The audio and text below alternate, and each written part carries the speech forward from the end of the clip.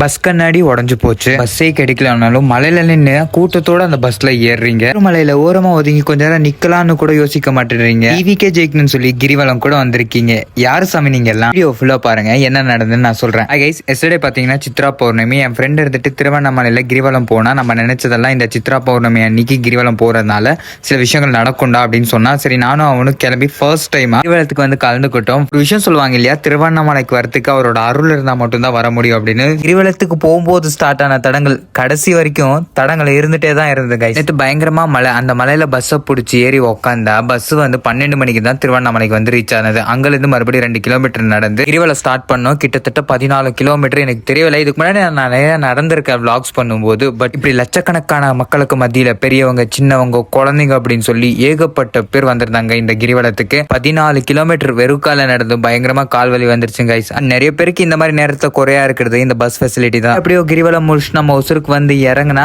பயங்கரமா வெயில் கொளுத்துது guys. And families, நீங்க எந்த ஊர்ல இருந்து வந்து கிரிவலத்துல கலந்துக்கிட்டீங்கன்னு சொல்லி கமெண்ட் செக்ஷன்ல சொல்லுங்க.